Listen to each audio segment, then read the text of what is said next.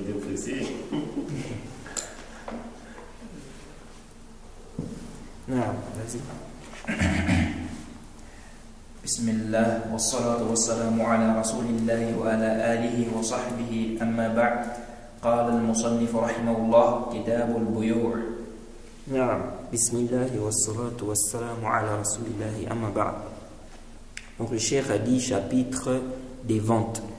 Bouyour, donc ici c'est le pluriel de B', le pluriel de la vente. Et ce chapitre, c'est un chapitre qui est très important. D'ailleurs, il peut être même plus important que le chapitre du mariage. C'est pourquoi certains savants souvent le mentionnent avant le chapitre du mariage. Parce que le mariage, bon, c'est pas toute personne qui est en situation de se marier. Mais la vente, même si tu n'es pas vendeur, tu es au moins un acheteur. Et dans ce chapitre-là, on parle un peu de toutes ces sentences, donc les sentences qui ont un lien avec l'achat, la vente. Et la vente, en fait, c'est l'échange de biens, de telle sorte que la chose devient ta propriété. Le cheikh a dit les conditions de la vente. Donc la première chose ici que le cheikh va mentionner, ce sont les conditions de la vente. Et ces conditions-là, le musulman doit les connaître. Le musulman doit quoi? Il doit les connaître parce que il faut impérativement que ces conditions-là soient réunies dans la vente. Si ce n'est pas réuni, la vente est quoi? Elle est batil, elle est fausse, elle est caduque. Elle est caduque. Et lorsqu'on dit que la vente est caduque, qu'est-ce que ça veut dire? Ça veut dire que tu n'as pas le droit de bénéficier de la chose que tu as achetée là. Et celui qui t'a vendu aussi, celui qui t'a vendu là, il n'a pas le droit de prendre l'argent là. Donc c'est haram pour lui. Ce que tu as pris là aussi, c'est haram pour toi. Parce que la vente là est caduque. Donc lorsque vous voyez dans les livres de fiqh, ou bien lorsqu'on vous dit que cette vente là est batil, elle est caduque, c'est ce que ça veut dire. Cela veut dire que tu n'as pas le droit de bénéficier de ce que tu as acheté et le vendeur aussi n'a pas le droit de prendre ce qu'il a pris comme argent là. Donc ici le cheikh va nous citer les conditionnables. الأصل فيه الحل قال تعالى وأحل الله البيع وحرم الربا. نعم. Donc le cheikh dit premièrement la base concernant la vente c'est la licéité, donc la permission. Allah a dit, Allah a autorisé la vente et il a interdit le riba. Et on va voir ce que c'est que le riba. Alors ça c'est un point qui est très très important dans le chapitre de la vente. La base dans le chapitre de la vente, dans ce qui est transaction, c'est la permission. Ça veut dire quoi? Ça veut dire que c'est celui qui interdit qui doit apporter la preuve. Et ça, c'est un point qui est important en tant qu'étudiant. Il est important de comprendre souvent les bases. Parce qu'à travers ça, ça t'aide aussi, lorsque les savants divergent sur un point, ça t'aide à suivre ce qui est juste. Donc par exemple ici, là, on a dit al-asl fihi al-hil. La base c'est quoi? La permission. Donc quand on va rentrer en détail dans le chapitre, s'il y a une mas'ala où les savants ont divergé, est-ce que telle chose est permise ou non? Est-ce que telle vente est autorisée? Ça va nous aider ici là. Ici on va dire quoi? On revient à la base, c'est la permission. Donc c'est celui qui interdit. Ce sont les savants qui interdisent, qui doivent apporter les preuves qui montrent quoi? Qui montrent que la vente, telle ou telle vente est interdite. Jay. Si on n'a pas de preuves justifiant cela, alors c'est la permission. La preuve, ça peut être un verset du Coran, un hadith, ou bien une analogie. Parce que le qiyas aussi fait partie des arguments. Jay. Ça c'est important. C'est comme la question aussi du takfir. On est d'accord qu'un tel est musulman, mais on diverge, est-ce que celui qui fait ça, il sort de l'islam ou pas? Ceux qui viennent dire qu'il sort de l'islam, ce sont eux qui doivent apporter quoi? Le dalil. Non, donc le cheikh a dit la base c'est la permission. Allah a dit il a autorisé la vente et il a interdit quoi? Le riba. La vente a été autorisée. Maintenant ici, il y a des gens qui comprennent aussi mal cela. Il y a des gens qui pensent que lorsqu'on dit ici qu'on a autorisé la vente et on a interdit le riba, ça veut dire quoi? Ça veut dire qu'il suffit qu'il soit d'accord avec le vendeur pour que la chose soit licite. Or non, ça ce n'est pas quoi? Ce n'est pas sahih. Ce n'est pas la seule condition de la vente. Donc le consentement, comme le cheikh va détailler ici. Le cheikh a dit فجميع الأعيان من عقار وحيوان من عقار وحيوان وأثاث وغيرها يجوز إيقاع العقود عليها إذا تمت شروط البيع. Le cheikh dit tout, n'est-ce pas, tout bien, n'est-ce pas, tout bien matériel, immobilier, les animaux et autres que cela, les mobiliers et autres que cela, il est permis, n'est-ce pas, de faire une vente par rapport à cela. Ou bien, toutes ces choses-là peuvent faire l'objet d'un contrat de vente, si les conditions sont remplies. Vous voyez, le cheikh a dit ici, si les conditions sont remplies. Donc, il faut que les conditions soient réunies. Accord, ce sont les biens immobiliers. Donc ça veut dire qu'on ne peut pas déplacer. Ça, on ne déplace pas, ça ne bouge pas.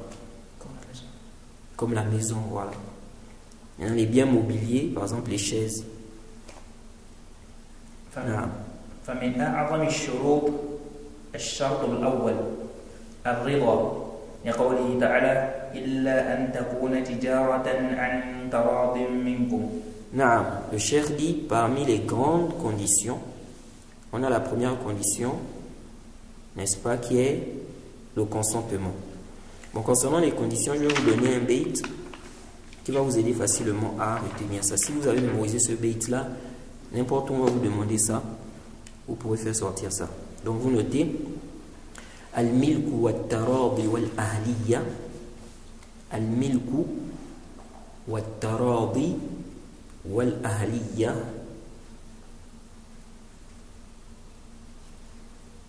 al-milku wat-taradi wal-ahliya ibahatun wa qudratun jaliyya. الملك والتراضي والأهلية إباحة وقدرة جلية. الملك والتراضي والأهلية إباحة وقدرة جلية. والعلم بالأثمان والمبيع والعلم بالأثمان والمبيع والعلم بالأثمان والمبيع فهذه شرائط البيوع.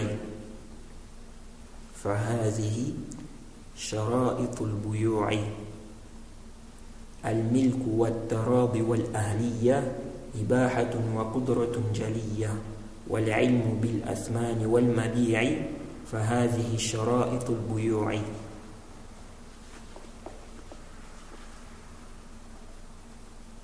C'est bon? الملك والتراضي والأهلية إباحة وقدرة جلية. والعلم بالأثمان والمبيع فهذه شرائط البيوع. Ça, ce sont les 7 conditions de la vente. Donc, premièrement, on a dit al-milk. Al-milk, c'est-à-dire il faut être propriétaire. Il faut quoi? Il faut que cette chose-là t'appartienne. Et la preuve de ça, c'est le hadith du prophète Mohammed sallallahu alayhi wa sallam où il a dit de ne pas vendre ce que tu n'as pas, ce que tu ne possèdes pas. Naha an bay' ma laysa indak. Il a interdit, le prophète a interdit la vente de ce que tu ne possèdes pas. Ça c'est dans Nasa'i. Donc tu n'as pas le droit de vendre par exemple la voiture d'un frère qui ne t'appartient pas, le téléphone d'un frère qui ne t'appartient pas, les chaussures d'un frère qui ne t'appartient pas. De même aussi, tu n'as pas le droit de vendre comme ce que beaucoup font aujourd'hui. Tu vas faire un contrat de vente alors que tu n'as pas encore acheté quoi? La chose. Donc tu dois d'abord acheter la chose, ensuite tu vas venir vendre. Parce que le prophète interdit de vendre ce que tu ne possèdes pas. Sauf le cas de ce qui est mawsouf et zimma, ça on va voir ça, le cheikh va parler de cela. Donc première condition, on a dit quoi? Al-milk. Oui, al-milk. Ensuite, at-taradi. Donc le consentement. Il faut le consentement. Celui qui vend et celui qui achète, les deux doivent être d'accord. Ok? Si un n'est pas d'accord, la vente est batil et c'est pas permis. Et le cheikh, ici là va nous citer, il nous a cité ici la preuve de cela. Il faut l'accord des deux contractants. Donc ça veut dire quoi? Ça veut dire qu'on enlève une vente qui est faite par contrainte. Donc si on a contraint quelqu'un à vendre son appareil, ou bien sa chaussure, ou bien sa voiture, quoi que ce soit, ce n'est pas permis et ce n'est pas valide, sauf avec droit. Sauf avec droit, n'est-ce pas? Par exemple, quelqu'un qui doit de l'argent, il ne veut pas rembourser, le gouverneur peut, n'est-ce pas, le contraindre à vendre une partie de ses biens pour rembourser ses dettes. Jaïd. Ensuite, l'accord ici, ça doit être l'accord en apparence et quoi? Zahiran wa batinan. Ça veut dire quoi? Ça veut dire qu'on doit avoir ce qui nous permet de dire que tu es d'accord.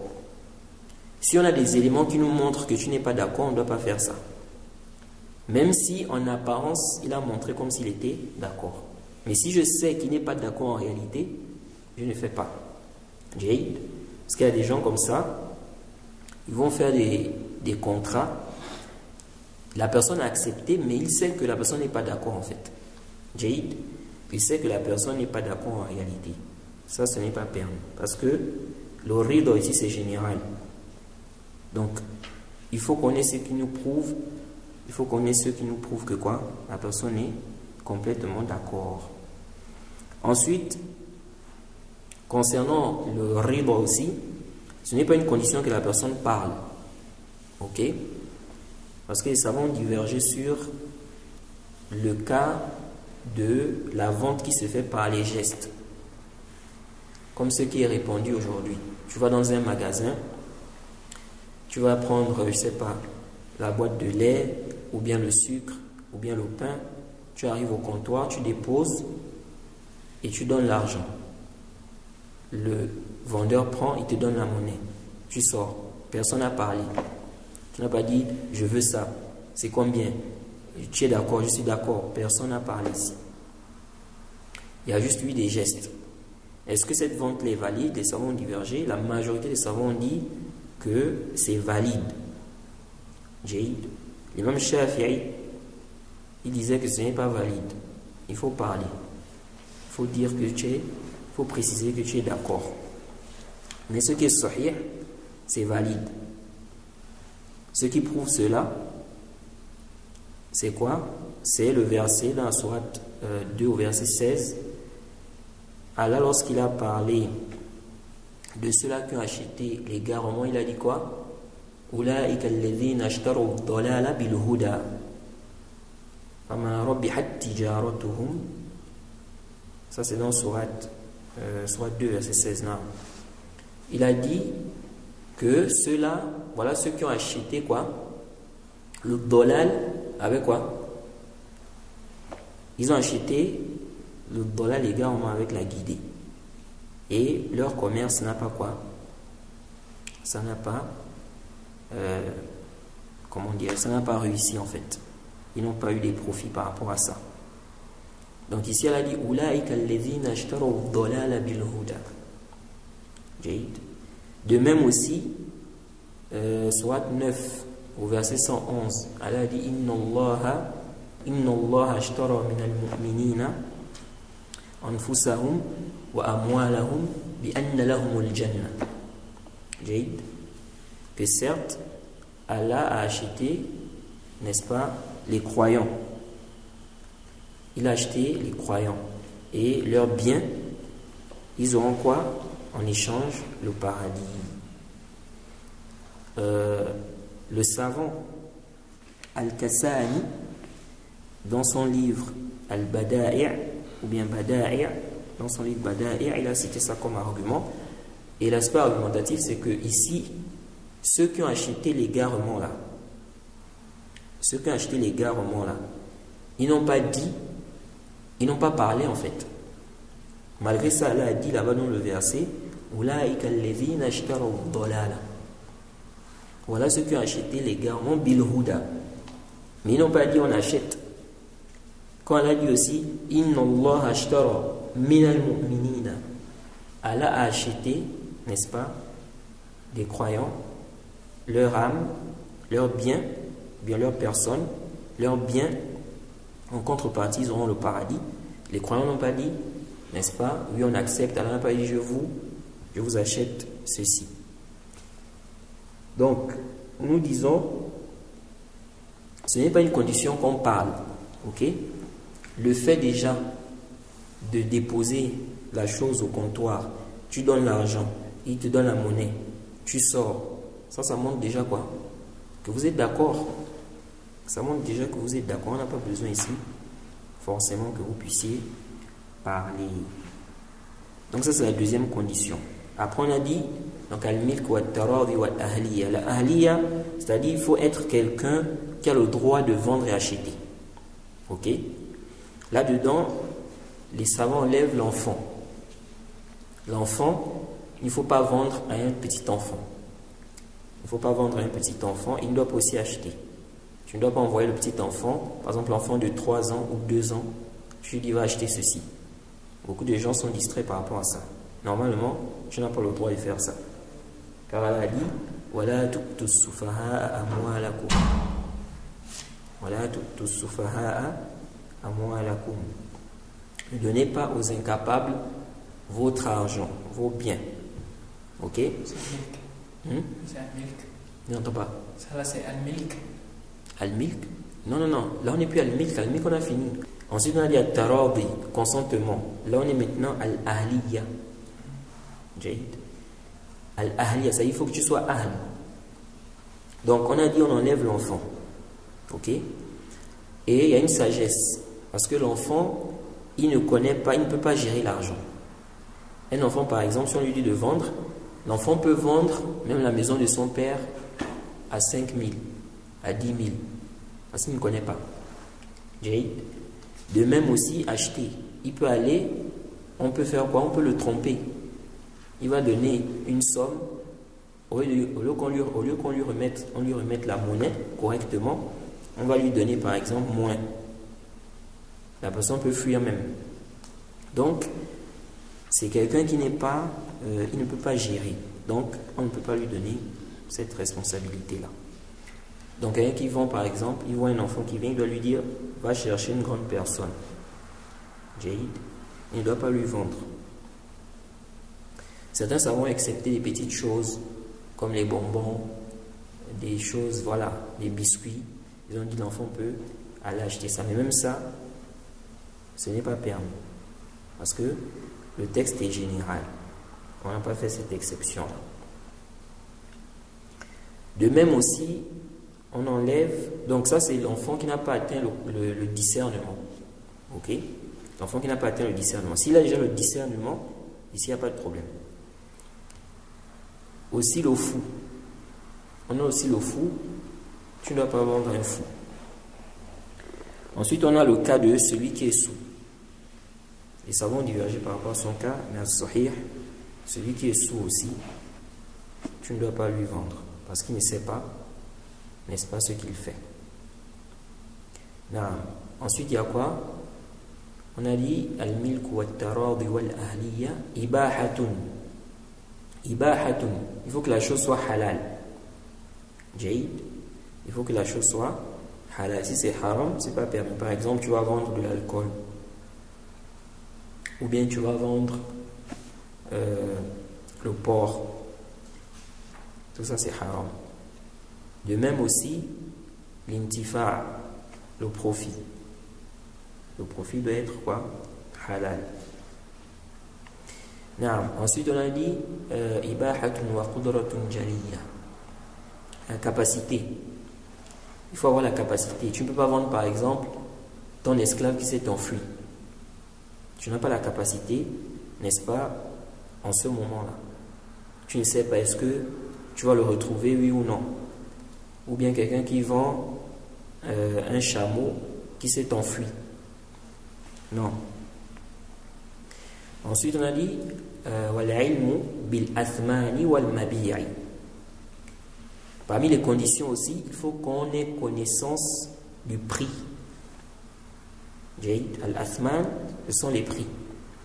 Donc tu ne peux pas vendre une chose, on ignore le prix. Si je te vends une paire de chaussures, tu montres la paire de chaussures, il dit oui c'est bon, j'ai accepté, c'est bon, vous vous séparez. Non. Il faut qu'il donne le prix. On doit connaître le prix. Maintenant on peut connaître le prix, soit c'est écrit, comme dans les magasins là, ils mentionnent le prix sur des choses. On peut connaître le prix en demandant. On peut connaître le prix aussi par, n'est-ce pas, le urf. Ça y est, c'est connu. C'est connu. Tu n'as pas besoin de demander, c'est déjà connu. Et ça, souvent, ça arrive dans le cas de quoi? Des taximans. C'est connu que quitter d'ici à là-bas, c'est 200 par exemple, ou 100 francs. Ok? Ici, il n'y a pas de problème. Donc, ce que certains taximans font là, c'est haram. Ici, là, souvent, ils font ça. Ils te prennent, ils te donnent pas, ils te disent pas le prix. Tu dis c'est combien, il te dit, on va voir, Inch'Allah. Dis Abshir. Non, tu dois me donner le prix. Parce que tu vas m'emmener là-bas, tu vas me donner un prix. Maintenant, si je n'ai pas les sous là avec moi, on fait comment? Et souvent, ils font ça pour ça. C'est-à-dire, ils veulent te contraindre à donner une somme que lui-même il va imposer. Tu vois? Et souvent, il y a des étudiants qui acceptent ça. Parce que sinon, ils sont dans le diable aussi. Il dit Abshir, Abshir. Arrive pas. Non, tu dois me dire, sinon je descends. Parce que si moi, maintenant, je n'ai pas ce que tu vas me proposer, tu vas me mettre dans le haraj. Donc souvent, il faut rappeler ça aussi aux taximans là, qui n'ont pas le droit de faire ça. Parce que là, il y a la jahala. Et comme on va voir, le prophète a interdit le ghara. Et ça rentre dedans. Il faut qu'on sache c'est combien. Et puis ça évite aussi les problèmes. L'islam, vous voyez qu'il y a la sagesse, il y a une sagesse dans tout ça. Ça évite aussi quoi? Les problèmes. Donc on a dit al-ilmu bil-athmani wal-mabi'i. On doit aussi connaître la chose, ce que tu vends là. Ça aussi c'est un point, beaucoup de gens tombent dans ça. Tu me vends une chose, je dois connaître c'est quoi? Sa description. Soit je vois de mes propres yeux, soit j'ai la description exacte, ou bien l'image. Mais ce n'est pas que tu me vends quelque chose que je ne connais pas. Ou bien les gens qui vendent des choses dans des cartons, c'est enfermé.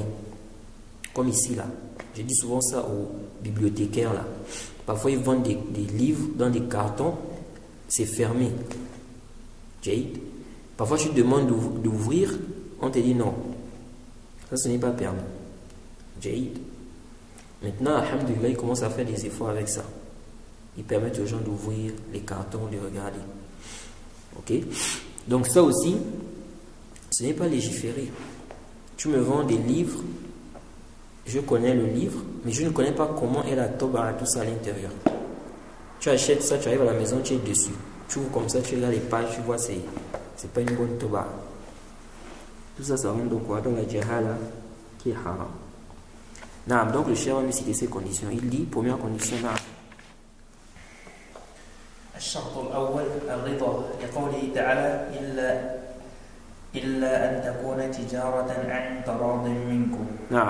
Donc il dit premièrement le consentement, car Allah a dit, sauf si, c'est quoi? Une négoce ou bien un commerce dans lequel il y a un consentement mutuel.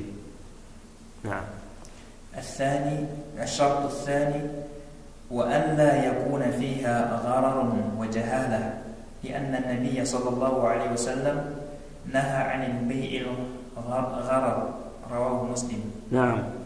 Le cheikh dit deuxième condition, il ne faut pas qu'il y ait de l'aléatoire ou bien ce qui est une spéculation. Il ne faut pas qu'il y ait de l'aléatoire et ce qui est inconnu, le jahala, ce qui est inconnu.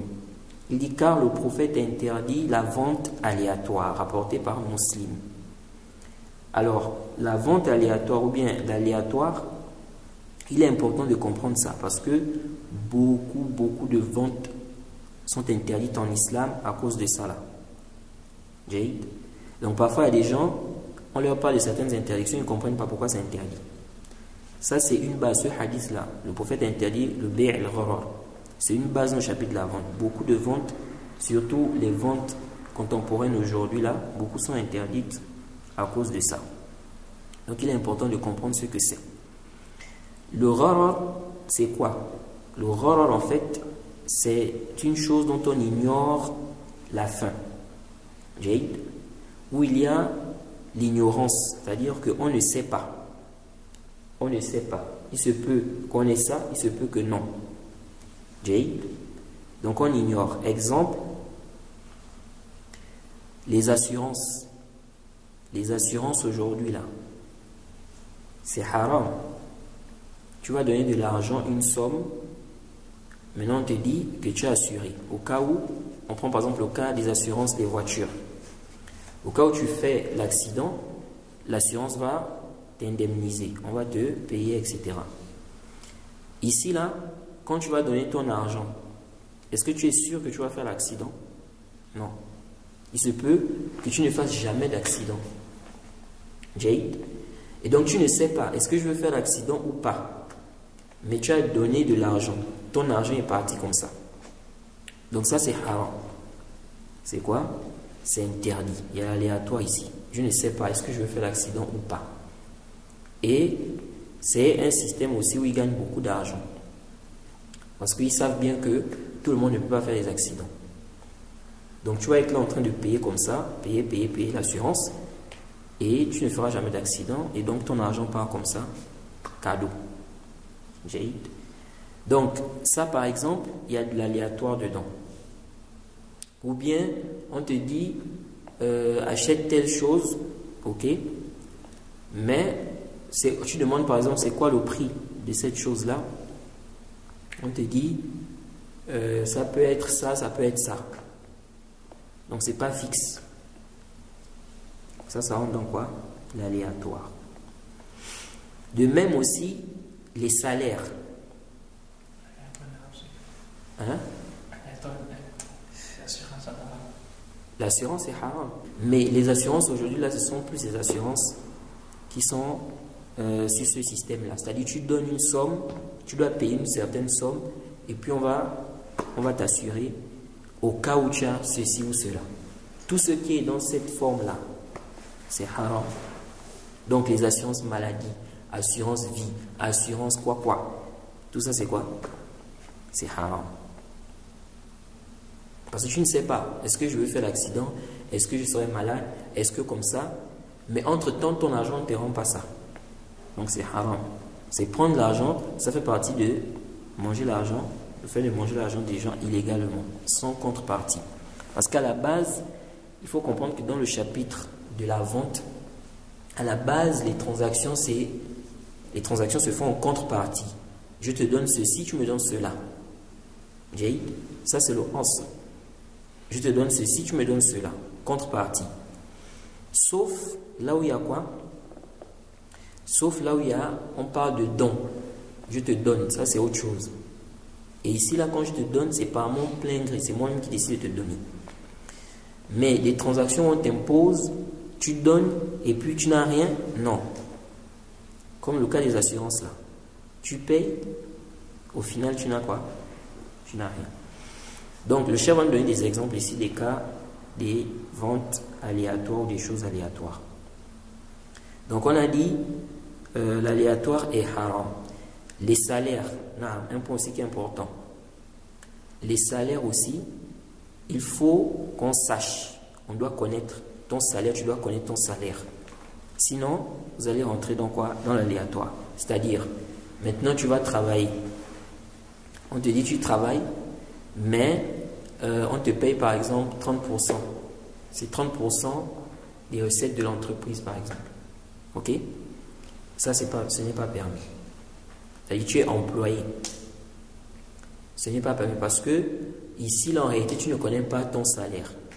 C'est 30% des recettes on ne sait pas les recettes, ce sera combien exactement.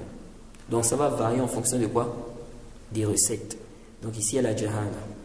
C'est haram. C'est pourquoi tout ce qui est salaire, dès que tu es déjà employé, tout ce qui est salaire, on ne doit pas te donner ça en pourcentage. Ça doit être fixe. 15 000, 20 000, 30 000, 50 000. Jade. Ça, c'est lorsque tu es quoi? Employé. Lorsque tu es employé. On va voir le cas des sociétés après. Donc ça aussi, c'est interdit, car le prophète a interdit l'aléatoire. Donc les gens qui font aussi le sinsar, les gens qui font ça aujourd'hui, ils vont être des démarcheurs pour les maisons par exemple. Ok? Ils cherchent des maisons aux gens et puis il est payé. On lui dit parfois que non, il a 15% du prix de la maison. Donc quand il va trouver le client, on va lui donner 15% de ça. Ou bien 30% ou 40%. Ça, ce n'est pas aussi permis. Parce qu'il est quoi? Il est employé. Il est employé.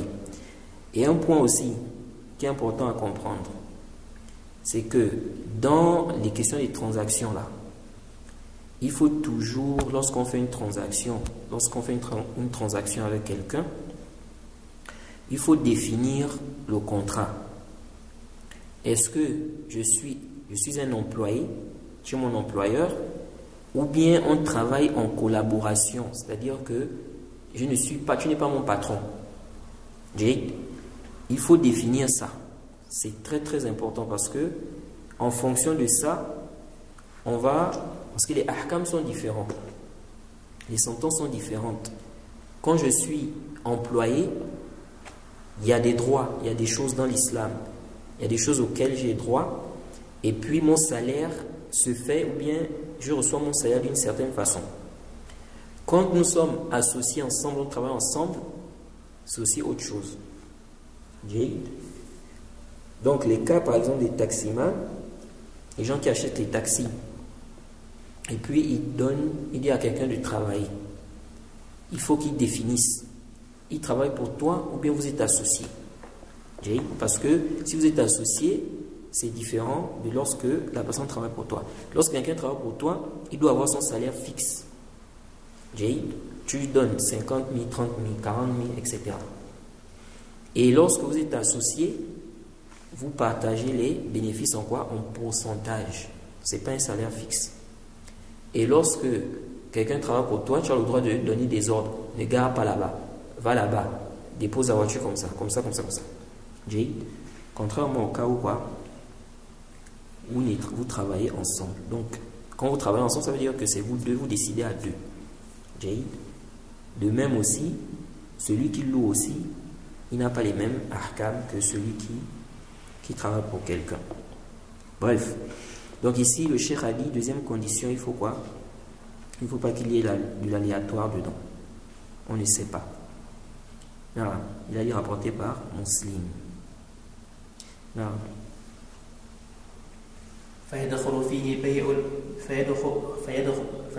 فيه الأول بيع الآباق بيع الآبق والشارد. Non. Il dit, entre dans la vente aléatoire, n'est-ce pas, la vente de l'esclave qui s'est enfui. Al-Abiq, c'est l'esclave qui s'est enfui. Jaïd. Et un esclave n'a pas le droit de s'enfuir. Le prophète a dit, Ayyu abdin abqa min mawali faqad kafar. Tout esclave qui s'enfuit de son maître, il a mécru. Jaïd. Et bien évidemment, ce n'est pas la grande mécréance ici, par consensus des savants. C'est-à-dire le simple fait de fuir. Donc l'esclave qui s'est enfui, tu ne peux pas le vendre. Parce que tu ne sais pas, est-ce que tu vas le retrouver? Oui ou non. Donc il y a aléatoire, c'est haram. De même, celui qui est perdu. Le sharid, c'est celui qui est perdu. Donc, tu ne sais pas, tu vas retrouver le mouton là ou pas? Ton mouton est perdu. Ou bien le téléphone que tu veux vendre est perdu. Tu vas faire quand même le contrat. Tu diras non, je vais chercher après. Tu vas faire le contrat avec la personne. Non. Qu'est-ce qui te prouve que tu vas retrouver ça? Et tout ceci, c'est pour prévenir contre les problèmes. Pour prévenir contre les problèmes. Parce que comme on va voir, le prophète a dit Al-bay'an bil-khiyar ma lam yatafarraqa. Les deux contractants ont le choix tant qu'ils ne se sont pas encore séparés. Dans la vente, lorsqu'on fait un contrat, toi et moi, on a le choix, on peut annuler la vente. C'est-à-dire, tant qu'on est dans l'assise, tu me vends ça à combien? 15 000. Non, c'est trop. 10 000. Oh, non, baisse encore. On débat. Ok, 5 000, c'est bon. Tant qu'on est dans l'assise, là, on peut encore annuler ça. Je peux dire, bon, je ne prends plus, j'ai changé d'avis. Mais une fois on se sépare, je suis parti, tu es resté, c'est fini. La vente devient obligatoire, tu es obligé de respecter ça. Donc, on ne peut annuler là que par consentement mutuel, c'est-à-dire nous donner d'accord. Mais si toi tu dis non, je vais annuler, moi je ne suis pas d'accord, on ne peut pas. Maintenant, ça c'est quoi? Ça c'est une fois on s'est séparé. De même par téléphone. Les savants disent aujourd'hui avec les téléphones, lorsqu'on raccroche, c'est considéré comme une séparation. Oui, c'est bon, 15 000, c'est bon, d'accord. Croc, c'est fini. Tu peux appeler, je dis, oh non, j'ai changé d'avis, non. Sauf si moi maintenant je veux aussi. Si je suis d'accord, ok, on annule. Mais si je ne suis pas d'accord là, je peux te contraindre à continuer la vente là. Sauf, on peut ici annuler lorsque quoi, il y a un défaut ou il y a une chose qui n'a pas été respectée. Là, tu as un droit. Mais tout est respecté. Le produit n'a aucun problème. Tu dis non, je ne veux plus, je suis libre. Moi qui t'ai vendu ça, je suis libre. Si je veux, j'accepte. Si je veux, je dis non. Donc, quelqu'un pourra dire, oui, mais si je vends une chose, par exemple, je ne suis pas sûr de récupérer ça. Mais si je ne retrouve pas, je peux annuler. Ok? Ici, là, comme le prophète Mohammed sallallahu alayhi wa sallam a dit que les contractants ont le choix tant qu'ils ne se sont pas séparés, ça peut emmener des gens à faire quoi? Ce genre de choses. La personne va faire un contrat et puis après va te contraindre. Elle va dire non, le prophète a dit tant qu'on ne s'est pas séparé, on s'est séparé, donc c'est fini. L'azim, on doit respecter ça. Donc, il faut quoi? Il faut prendre cela en compte. Donc, on a dit ici, celui qui fait quoi? L'esclave qui s'enfuit ou bien celui qui est perdu. Non, il a dit ثانيا وأن يقول بإتق إحدى سلعتين بعتك وأن يقول بعتك إحدى سلعتين. Non. De même, si tu dis à quelqu'un, je te vends l'une des deux marchandises, ça aussi c'est haram. Et aléatoire, on ne sait pas. Quelle marchandise exactement? Je te vends un de mes terrains. C'est lequel? On ne sait pas, vous mettez d'accord. Je te vends un de mes téléphones. J'ai 2 téléphones à la maison. Je te vends un. Tu es d'accord? Oui. Combien? 10 000. Ok, d'accord, c'est haram. Et aléatoire dedans, il y a l'horreur. Non. أو بمقدار ما تبلغ بساطة من الأرض الحصاد. أو بمقدار ما تبلغ الحصاد من الأرض الحصاد من الأرض ونحوه. Non. Il dit, ou bien quoi? Une portion de terre mesurée à un jet de cailloux. Donc, il prend le caillou et dit, je veux balancer le caillou, là où ça va s'arrêter, je te vends de là-bas jusqu'à là-bas. Ça c'est quoi? C'est haram aussi. Ou ce qui est semblable, il a dit. Parce que ici, là, il y a quoi? Il y a l'aléatoire comme on a expliqué. Non. وما تحمل أمته أو شجرته. أمته. وما تحمل أمته أو شجرته. أمته. Non. Il dit ici, ou bien l'enfant de quoi? La vente de l'enfant de l'esclave. Donc son esclave, il vend ici son enfant. C'est-à-dire son enfant qui est dans le ventre, n'est pas encore né. Ou bien, n'est-ce pas, des fruits qui ne sont pas encore quoi? Qui sont encore sur l'arbre. Ok? Des fruits on ne sait pas encore. Des fruits dont on ne sait pas encore s'ils vont sortir ou non. Non. وما في بطن الحامل. Non, ou bien ce qui se trouve dans le ventre de, ou bien l'embryon qui se trouve dans, ou bien ce qui se trouve dans le ventre de la personne, ou bien l'animal. وسواء كان الغرر في ثمن المثمن. Non, le cheikh dit l'aléatoire là, que ça soit au niveau du prix ou bien de l'objet de la vente. Ok? Donc l'aléatoire peut être au niveau du prix, comme on a dit, on ne connaît pas le prix. C'est combien? Jade. Ça peut être au niveau de la chose même. Tu ne connais pas c'est quelle chose, c'est quoi. Donc tu ne peux pas acheter ça comme ça. Il faut connaître.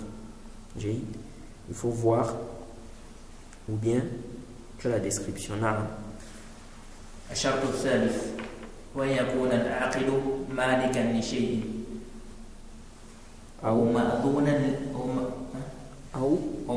له فيه وهو بالغ رشيد. نعم. Le cheikh dit troisième condition.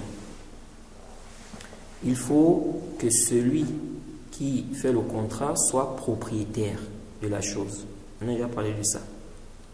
Ou bien il a été délégué. Ok? Il a été mandaté. Donc ça là, on n'a pas mentionné ça.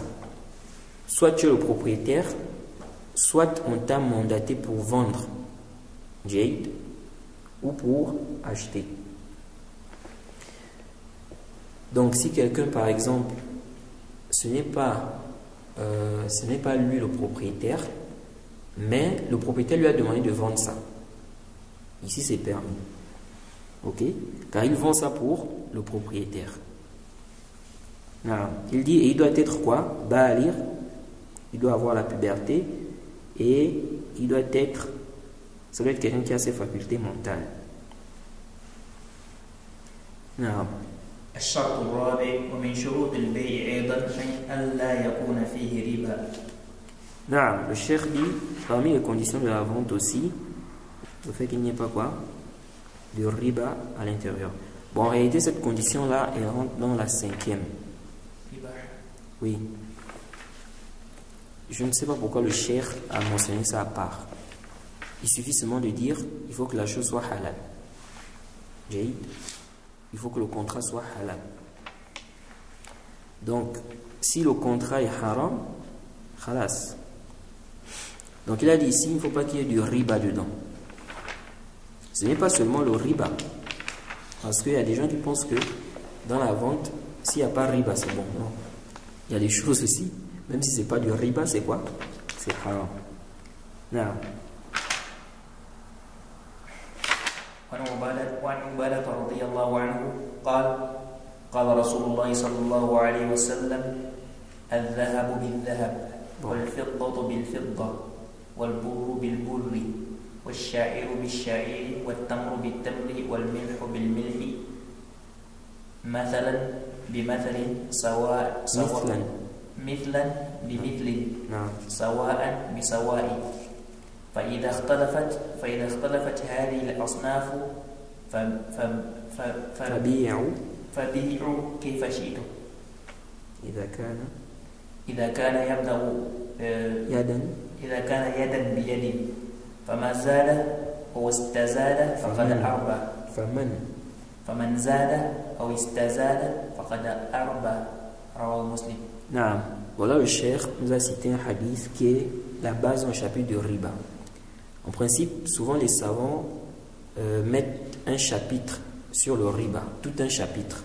Mais le cheikh ici, il n'a pas mis un chapitre sur le riba. Il a introduit ça directement dans les conditions. Donc là, il a cité le hadith de Ubada qui est le pilier ou bien la base dans le chapitre du riba. Tu ne peux pas parler de riba et puis tu ne connais pas ce hadith-là. Tu ne peux pas détailler la question du riba, tu ne connais pas ce hadith-là. C'est impossible. Ce hadith est une base pour comprendre quoi? Le chapitre du riba. Donc, je crois qu'on va d'abord s'arrêter là parce que le riba là, il y a beaucoup de choses à expliquer quand même.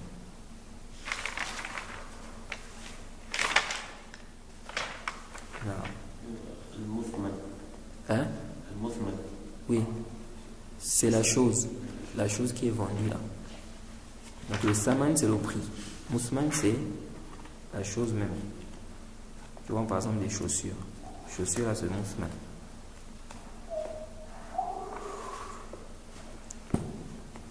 C'est bon? On a parlé des celui qui part dans un magasin, il paye un truc, il n'est pas là-bas. Ah. Dans les supermarchés aujourd'hui, quand tu arrives, généralement les prix sont élevés dans les supermarchés. Quand tu entres, on a déjà fixé les prix, on dit qu'on ne discute pas. Ah. Tu entres, par exemple, tu penses que c'était tel prix, on te dit que c'est comme ça. Tu as besoin de la chose, tu payes malgré toi. C'est-à-dire que tu vois le prix. Non, tu ne savais pas. Toi, tu pensais que ça avait un prix. Tu penses que c'est un prix. Très bien. C'est un supermarché. Maintenant, tu arrives, tu vois, c'est un autre prix qui est là-bas. Tu payes ça malgré toi. Pourquoi? Puisque quand tu arrives comment on appelle ça là? Chez le, comment je peux dire ça? Au comptoir, tu es libre de rendre ça et puis de partir. Et quand tu arrives au comptoir, tu n'es pas obligé d'acheter. Tu n'es pas obligé d'acheter. Le moment où tu as maintenant sur le prix, là tu as la possibilité de dire, bon, comme le prix c'est ça, moi je rends. Ou bien je vais chercher ailleurs, ou bien je vais compléter pour venir acheter. Comme je n'ai pas un autre endroit où je peux acheter ça. Donc ici tu n'es pas obligé d'acheter. Toi-même tu achètes, si tu veux tu achètes, si tu veux tu laisses. Non.